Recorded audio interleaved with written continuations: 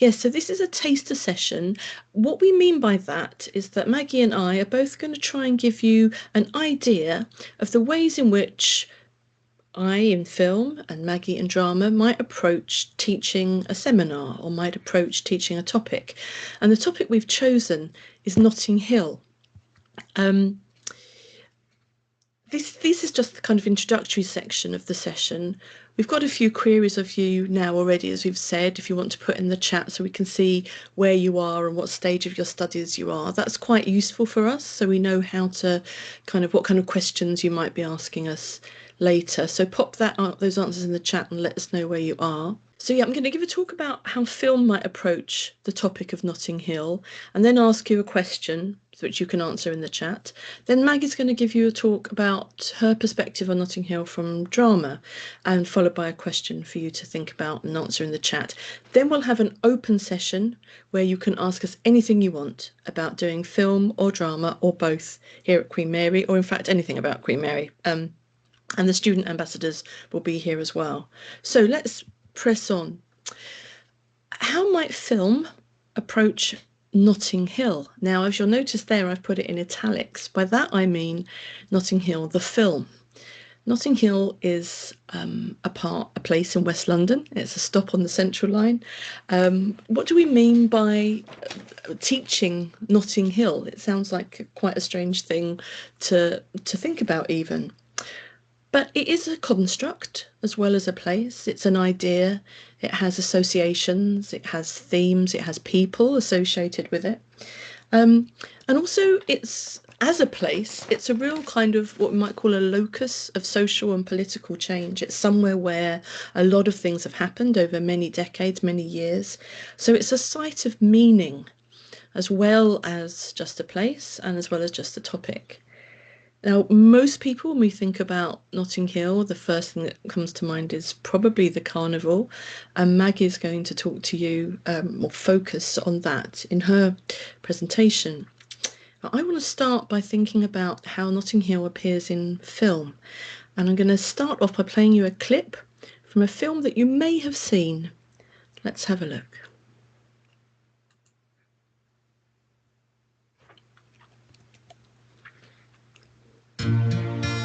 A very ordinary boy bumps into a girl and takes her home. The bathroom's on the top floor.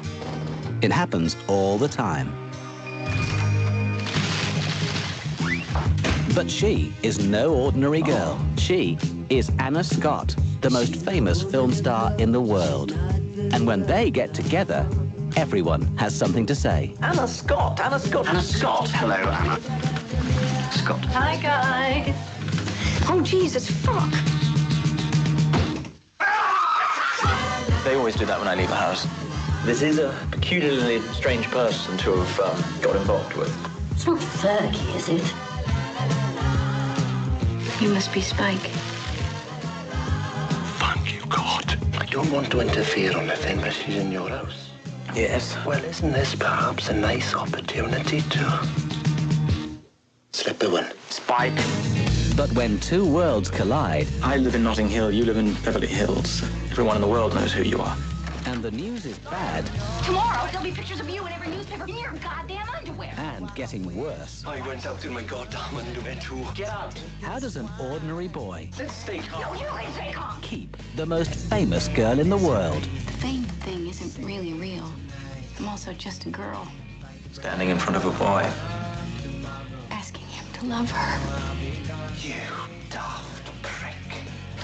The creators of Four Weddings and a Funeral invite you to join Julia Roberts and Hugh Grant in a place called Notting Hill.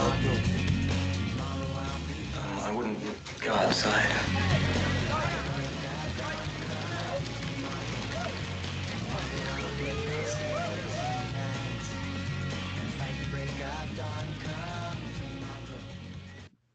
Okay, now some of you may have seen Notting Hill before now. It's a film from 1999. It's a very particular depiction of the place Notting Hill. So let's have a think about how we might approach that film. For a start, What does Notting Hill look like in this film? Well, it looks wealthy, fairly. It looks very white. It looks very middle class. The main character, Will, played by Hugh Grant, runs a bookshop.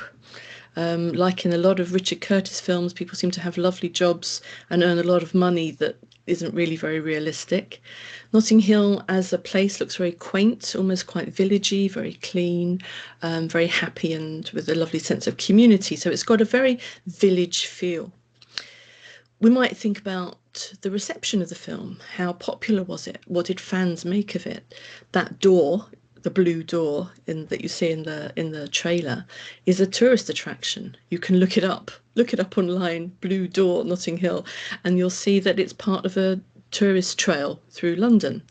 And the place itself has come, this, as depicted in this film, has come to stand for a particular type of film about London, a particular type of film about Notting Hill, in the way perhaps that we might think Amelie offers a sort of picture postcard version of Paris. Notting Hill offers that of London. We might think about it in terms of the genre. It's a rom-com. What state is that genre in now? Are there many rom-coms now? It's not quite as popular as it was, but it tells a very popular story in the rom-com genre about transatlantic love, love between the English boy and the American girl. That's a very classic. The transatlantic love affair is a staple of the Anglo-American romantic comedy. In fact, there's a book on it called The Transatlantic Love in rom-coms. The character of Anna Scott, the film star, mentions fame, and the film does kind of interrogate fame a bit. So we might think, is it a useful film to explore the concept of fame, the public and private life, the on and the off screen? But can the film actually be said to interrogate the concept of fame? Is it a useful tool for thinking about movie stardom? Then we might think about it in the industrial context. We might think of that. The writer, Richard Curtis, a very famous, probably the most successful British film screenwriter that there's been, probably, wrote For Weddings and a Funeral, as the trailer says. Notting Hill, also adapted the Bridget Jones movies, Love Actually, all a huge staple of a certain type of British film for decades now. He has also done some more interesting and serious, perhaps, TV drama, but a very famous sort of star in his own right, a star writer. We might think about the production company, working title, what they stand for, the sort of films that they do and what their path through the industry has been. Also stars. It didn't launch Hugh Grant, really. For Weddings and a Funeral did that, and Julia Roberts was already a star, but it was certainly career making for Rhys Evans, who plays Spike, the outrageous flatmate, and it certainly had an impact in star careers of Hugh Grant and Julia Roberts. Also about their longevity. They're still, you may not have seen them that young before, I'm not sure, but the longevity of their stardom is indicative of just how long they've both been around. That also leads us to think about legacy. How has the film been viewed over the years? How successful was it? How is it viewed now? That last line that she says to him, Anna Scott says to him, "I'm just a girl standing in front of a boy asking him to love her," has gone down in sort of in the film studies idiom. It's like a very popular line, a bit like "You had me at hello" from Jerry Maguire. But we might also think about the politics of the film, the values, the financial backdrop, how the film itself was financed, as well as how it shows wealth and money and capitalism in the film itself. The sense of community, the sorts of jobs that people do, what their values are. And then in order to do all that, we will utilise our sort of conversation of film form, by which I mean how it looks, what the sets are like, where it takes place, what the sound is like. The soundtrack was very successful with remakes of songs by people like Elvis Costello and Ronan Keating, #1 soundtrack, all that sort of thing. So there's so much to do with it to analyse the film itself, as well as what it says about Notting Hill. A very different type of dramatic portrayal is in Mangrove, directed by Steve McQueen, who you may have heard of, as part 1 of his 5-part Small Axe series of films. This is a very different depiction of Notting Hill. Let's have a look at this one. On Sunday, the 9th of August in North Kensington, a demonstration took place against the police, which degenerated into totally inexcusable violence. There may be some who believe that they have been the victim of injustice at the hands of the police. Others who, like parasites, feed on these beliefs and seek to turn them to their own advantage, deliberately creating hate and violence. These defendants are all guilty of the serious criminal offense. This attack on a black establishment is not an isolated event, but a sustained campaign against black people. And today we are saying enough is enough.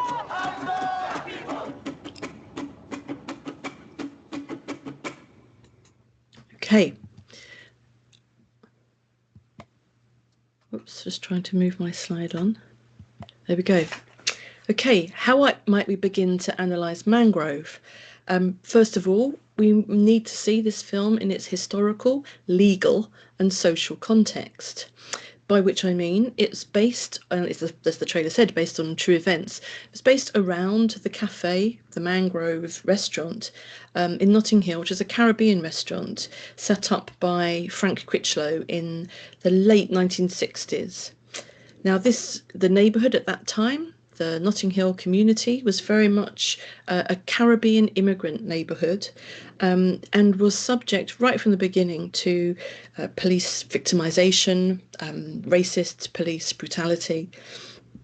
And the community had enough of this and they marched to protest against police brutality. As is often the case, that march became violent, again through a great amount of police brutality, and there were arrests. And there followed a groundbreaking criminal trial, which you see played out in the film. The story of the Mangrove Nine, it became known as, and that it really broke ground because they introduced race and police discrimination right at the heart of their defence and their arguments about the trial that they were in. It intersects very much with the Windrush community, the people who came from the Caribbean on the Windrush that you may have heard of, emigrated from the Caribbean to the UK between really the sort of late 1940s and the early 1970s.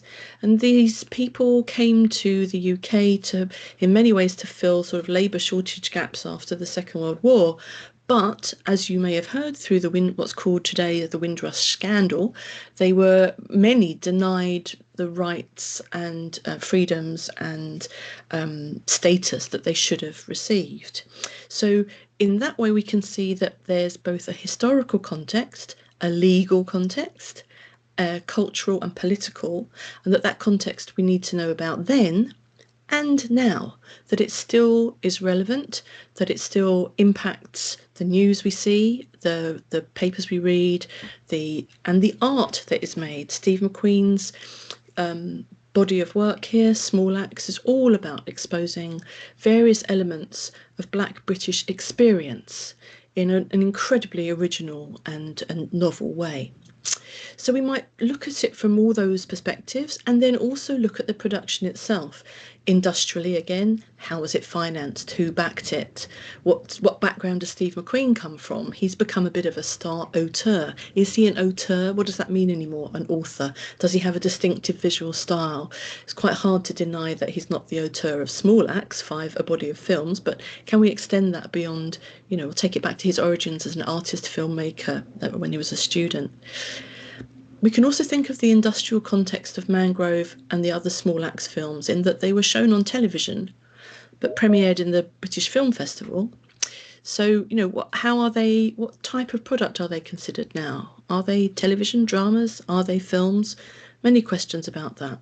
There's a lovely intersection with Queen Mary as well, because one of our ex-students, Stella Carradi, who did the BA and MA with us and has gone on to be a filmmaker, directed this drama, Sitting in Limbo, about the Windrush scandal for the BBC. And I'm very happy to say that Stella won a BAFTA for directing this Best Single Drama a couple of years ago, 2021. So and she was gone on to direct Killing Eve and all kinds of things. So she's done really, really well. So that's a way of thinking about how that film has a reach from the past to our present and is suitable as a topic of work now. Just quickly before I hand over to Maggie, what about thinking about Notting Hill 21st century film wise? It is a very popular location for many other films, particularly those that have this slightly kind of make-believe feel about them, like Paddington, Cruella, kidulthood in a different way.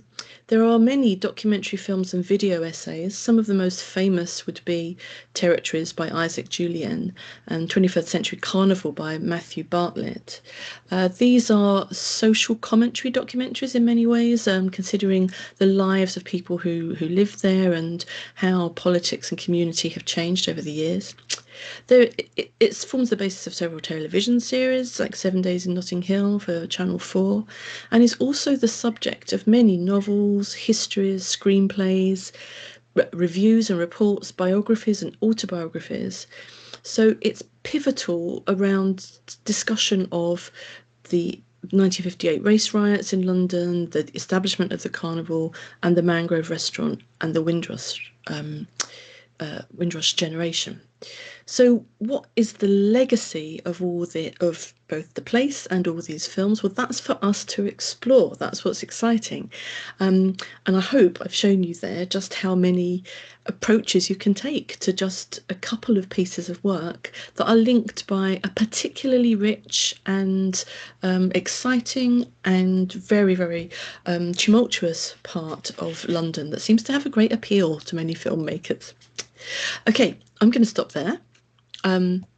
These are just a couple of pictures from other sort of documentaries about Notting Hill that you can see for free on the British Film Institute website.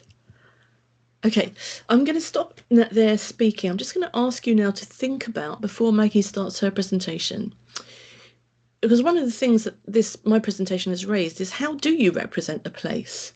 How do you represent people, a people? Indigenous peoples, immigrants? How do you represent culture? And how do you depict history? So what I'd like you to think about and have a go, just mention in the chat, if you made a film about where you live, whether it's Los Angeles or London or Exeter, what would need to be in your film? Just a few ideas. What would you want to see in your film? I live in East London, and I know I'd want to talk about community and immigration, but I'd also want to talk about food.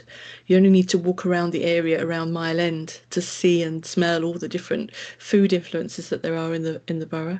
I'd like to talk about green spaces and parks, and probably the Olympics, because when the Olympics came to Stratford in East London in 2012, it totally revolutionised that whole area.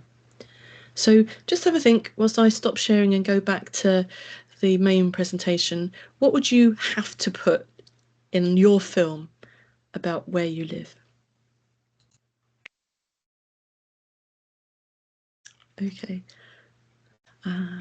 Football stadium. Yes, okay. Well, I would probably want the West Ham Stadium as well, which is in the Olympic sports ground. So, yeah. Anyone got any suggestions? How about the ambassadors? How about Anosha? What do you think? Any ideas about what you'd want to put in your film? Hello, I hope you Hello. can hear me. Yes, hi. My film, well, I live in a very South Asian area. I'm from Afghanistan, so there's a lot of Afghans there. That would be something that I would really try to capitalize on. And like you said, food. There's a lot of different cuisines and food from all over Asia in my area specifically. Which is something I would include, and also maybe some religious spaces as well. Yes, yeah, places of worship. Yeah, a mosque would be something that I would like to represent in mine. yeah, yeah. Yeah, that would be great, wouldn't it? To have there's a church, a Christian church near where I live that has been there since the 12th century. Not the same building, but a building that's been there. So it would be amazing to trace back all the different types of places of worship that have been where we live and how long they've been there for. London, I want to include all the architecture. Yes, beautiful. Coloured front doors. Oh my goodness, the architecture in London, and also the types of architecture, because it's not, London's not a planned city, is it? It's not like Paris that's got this kind of central area and the boulevards all going out. London's just developed in this really kind of community-based kind of patchwork way. Okay, do carry on adding things if they occur to you, but I'm going to put my microphone off now so that Maggie, you can do your talk. See you later. Okay, thank you, Lucy, so much. And so remember, Lucy was talking about film, and she talked about really interesting different representations of the Notting Hill area.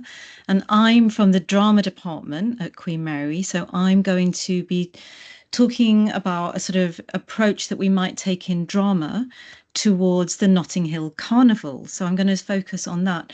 And just remember, you can ask questions if you want in the chat.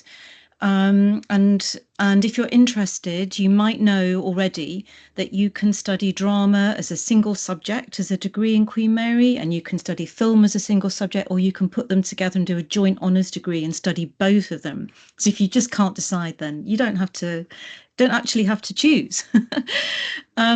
What I'd really love to see is just a reaction from everybody. Do you see at the top there's those buttons and it says react, and I'd just love to get a few reactions just to make sure that that you know that you're aware of those buttons there. So if you can see one, just give me a quick thumbs up. That's nice. I can see some clapping hands. So thank you very much. Oh, that's nice. That was a nice heart one there. So I'm going to start my presentation about the Notting Hill Carnival. And you might hear sounds coming through your computers. Keep listening to that because it's music that might be held, you might hear in the carnival if you go to the Notting Hill Carnival. And if you hear a sound that really sounds like a Caribbean sound, why don't you react to it and tell me that you've heard it? So listen carefully and see if you can hear a Caribbean sound. I'll just stop talking for a moment so you can listen.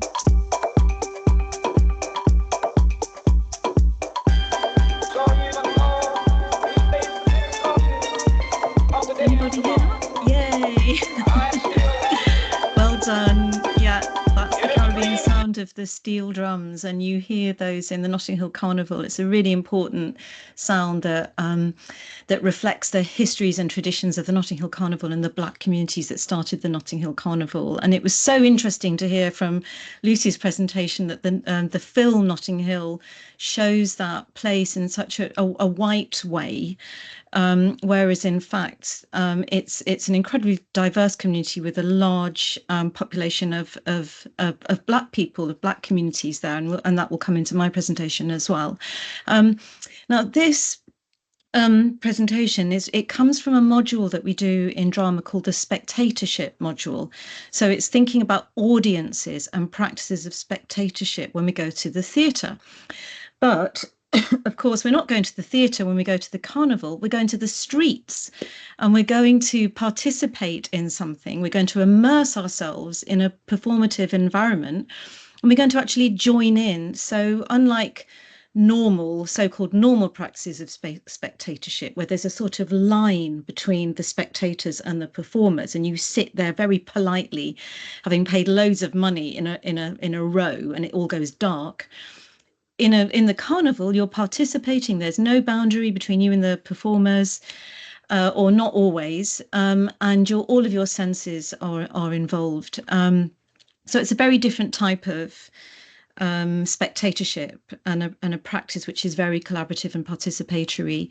I'll also mention a little bit about the history of carnival, not just the Notting Hill Carnival, but more generally where carnival comes from.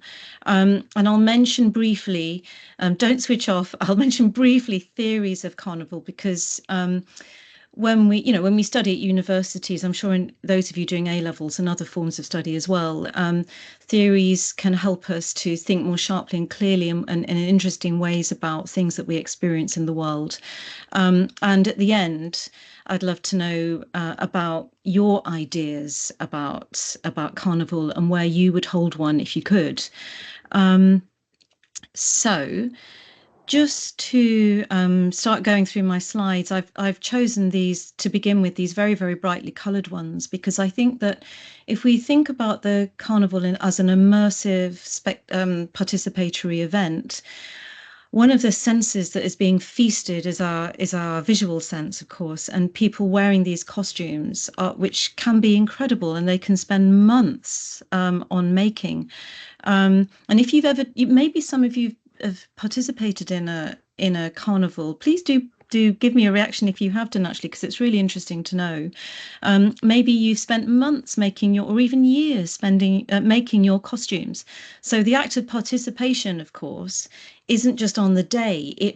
There's months of planning and making and sewing and gluing to come up with these beautiful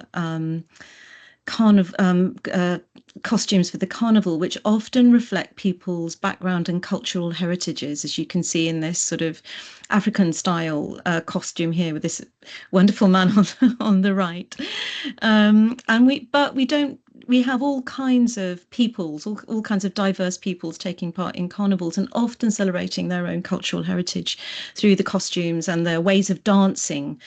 So we have beautiful music and forms of dancing in these processions through the streets that people are participating in. And of course, it's not just adults, it can be school groups, family groups, community groups, lots of children and families involved as well, having fun. And there's an interesting one where people have got together and decided to have their theme for their procession as the American Indian group, I suppose, there. And there's a few more photographs of the carnival in action, where you can see masses of people in the street. You can see groups of people playing music together, some portable steel drums there being played on the right. And in the middle there, you can see one of these big floats where huge speakers are put onto vans and they're taken through the streets. And so they're kind of portable sound systems. So it's a very, very noisy place. And it's interesting to think about how the space and the normal uses of the street has just completely changed during the carnival. It's almost as if sounds rearrange everything, rearrange the streets and the way we relate to each other as people. All our personal relationships are changed, and carnival becomes a space where we can interact with everybody and anybody, whereas normally you'd have your own rules about street behavior and you wouldn't be mixing so much, perhaps. And there's an image of the Caribbean steel band music as you can see that the drums are made out of actual old oil drums, and they first began in Trinidad, of course, where these oil drums were left behind by oil tankers, and the people picked them up and started playing them, and that's how they started. And I just wanted to say about the Windrush, which Lucy mentioned as well, which explains why there is so many, such a large community of Black people living in Notting Hill. And that dates back to the time of the Windrush. The Windrush was a big ship that transported thousands of people from the Caribbean. It started from Trinidad, but other Caribbean islands. Black people came to Britain in many thousands at that time after the war, when the British government invited citizens of the Commonwealth, as it was then, to come over, or the Empire and then the Commonwealth, to come over and live in Britain.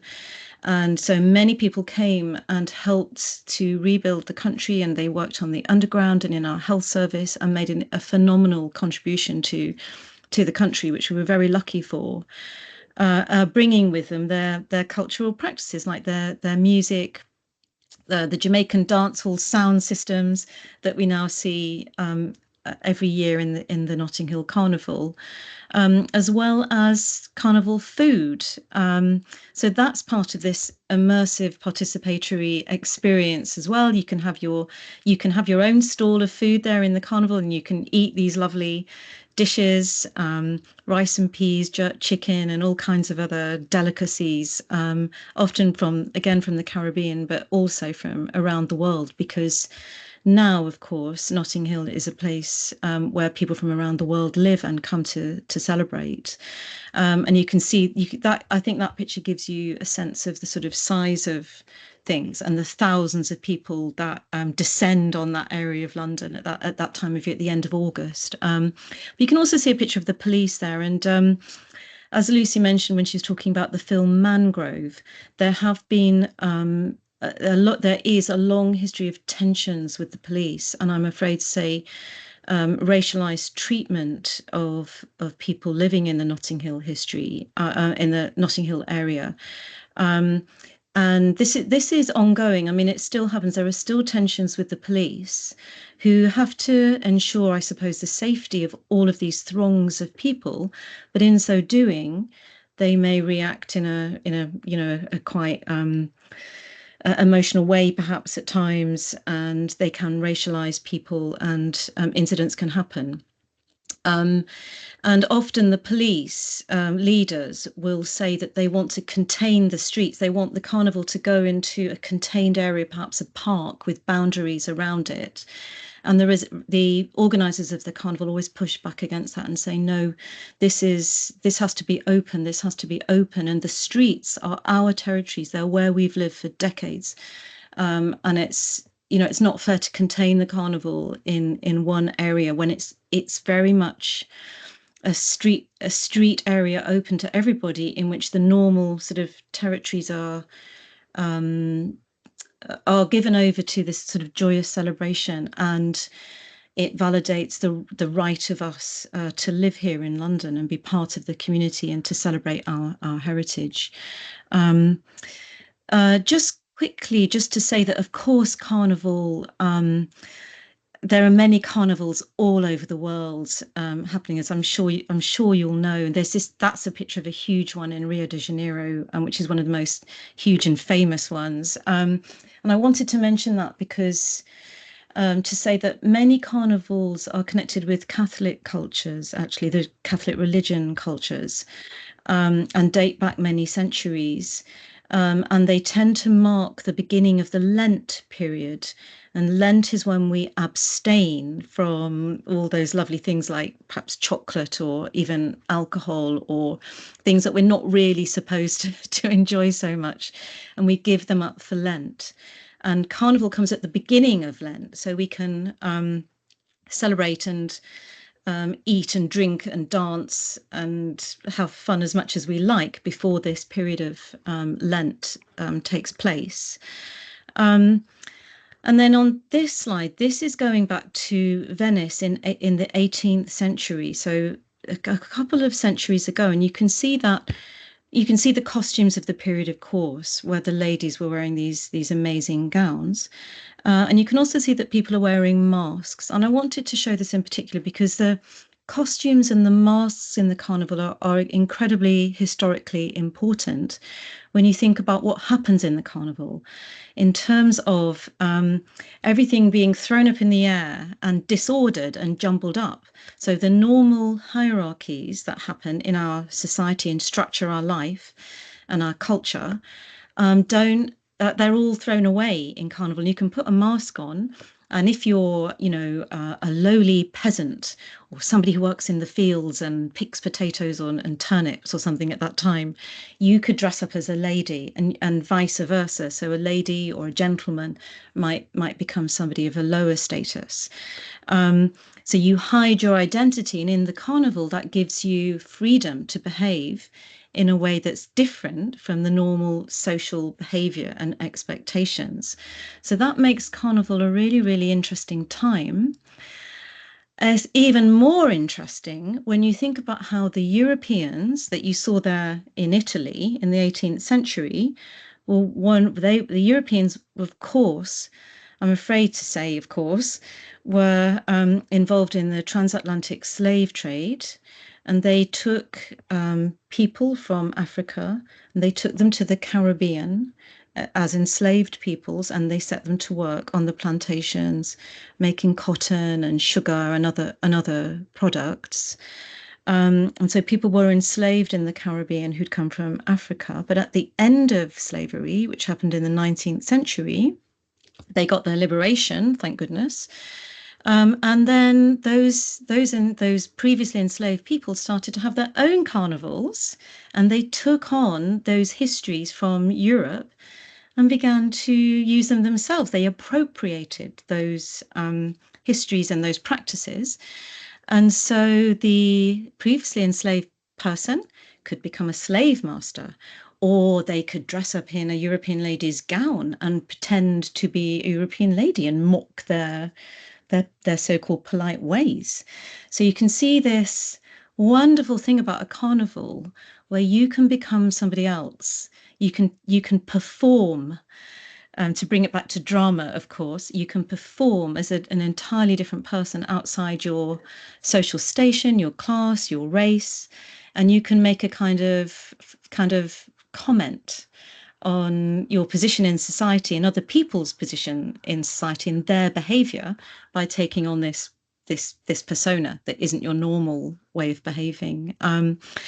And I can see that I haven't got a huge amount of time yet. Just a couple of minutes, I reckon, Maggie. Yeah. 2 minutes. Okay. I don't know if anyone has got any questions or anything, or whether I'm just kind of blathering on. So I've just got a few more slides. I have nearly come to the end.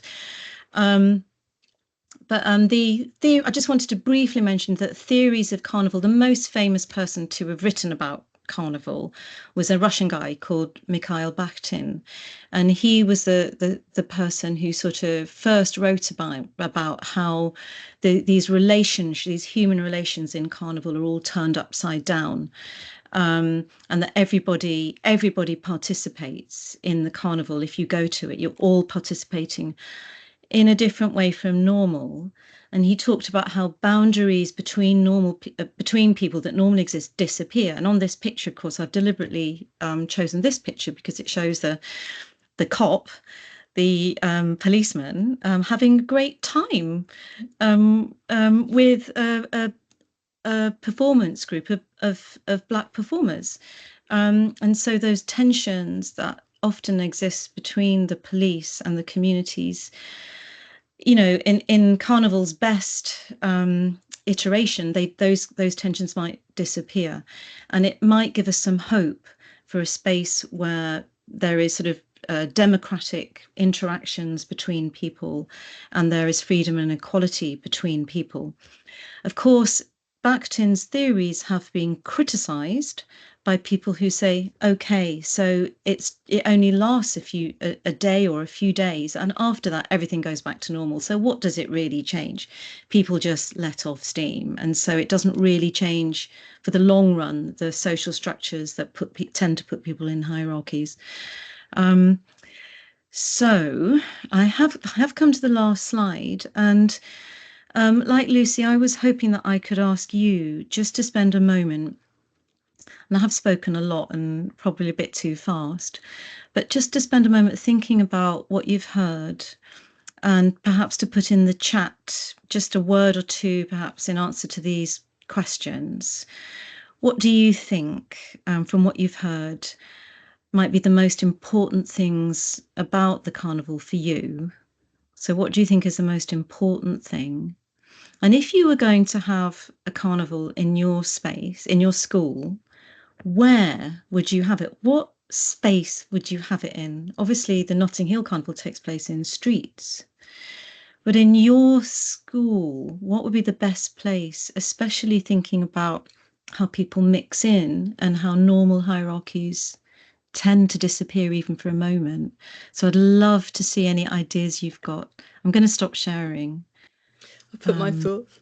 Oh, thank you, Lucy. I always think it's all ages. If it's a community festival of any kind, I always think it's really great to have children, but also older people with, you know, so there's a real blend of experience and stories and Yeah, absolutely. And I think it's surprising how little actually younger people and old, really young people and old people actually mix together. You might mix with your grandparents or maybe older friends of the family, but actually in normal society, there isn't very much mixture, is there, between the ages? In fact, people can be quite frightened of that.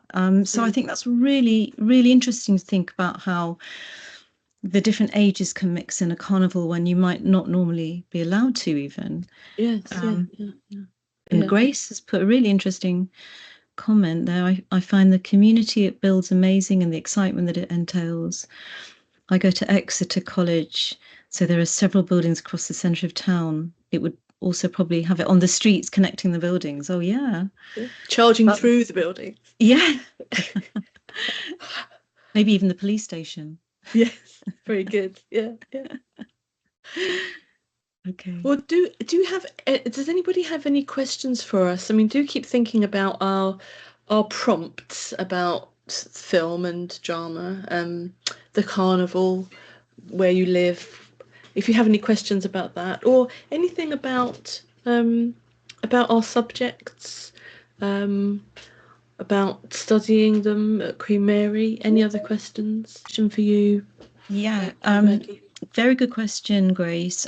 We have it's sort of about half and half actually. So we have some, say you do a single honours drama degree, so just doing drama, half of the classes would be practical classes where we look at different techniques for making drama, and about half of them would be seminar-based classes, where you would be studying something together, and you might go. But even in the seminar classes, a lot of them you might go to performances, go to the theatre, the many performance venues in London. You might be sent out to go and see something and then come back together in your seminar and talk about it together. Or we might be talking about, I'm sure this is true in film as well, like theories and ideas and like interesting ideas about drama and film, and then you come together in your class and you talk about them. So it's, yeah, I mean, it's sort of in drama, it's kind of about half practical and half seminar style. Does that answer your question? Do ask another one if not.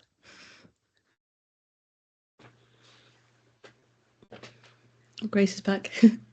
And it is the same for film as well, actually. The single honours is 50-50, really. Right. Yeah. Yeah. I mean, I do think that the wonderful thing about studying a subject like drama or film at university is that you do get to read some interesting material, some interesting ideas, and then you can hopefully try them out in your practical work. And a lot of the work that we make in drama is quite experimental, devised work. And so you might watch something or read something and talk about it, and then use the ideas to start building something and devising some form of performance yourself. So there's a lot of conversation, I suppose, between ideas and theatre making. Joint drama in English. That's another really good question, isn't it? Definitely. Yeah, well, there's no simple answer to that. I would say we're interested in you and what you're doing and what you're interested in, and that could be it might be some drama activities you've been involved in, and it doesn't matter if you haven't done GCSE and A level, because you might have done some other type of youth theatre or something, or been involved in a community group. Any community work that you do, and any or any charity work, any voluntary work, I think is really great to talk about in your personal statement. But also anything that you're interested in, like any books you've read, any interesting films you might have seen, any performances and plays you've been interested in, and why you find them interesting. And you know, if you're interested in something culturally or politically, you might get interested in feminism or in ideas about race and racialization, for example. That's just, I only mentioned them just as examples, but really just your personal and intellectual life are really interesting to us, because you are unique, and we want to know what you we want you to bring your unique self to study here. That's really nicely said, Maggie. Thank you for saying that, because I think it's quite interesting. You can think about, particularly when you're used to sort of hitting targets and getting things right at school and even in A levels, this feeling that you've got to get the statement right, say the right things. But actually, it is very much about just showing us why you're interested in it and how you're interested in what you want to do. So yeah, the same for films that you like, that inspire you, that make you want to think more about the world, is a way to think about that. Thank you for listening, everybody. Thank you. Thank you, and keep in touch. yeah. Okay. Bye. Thanks, I'm off. Maggie. Bye. Bye.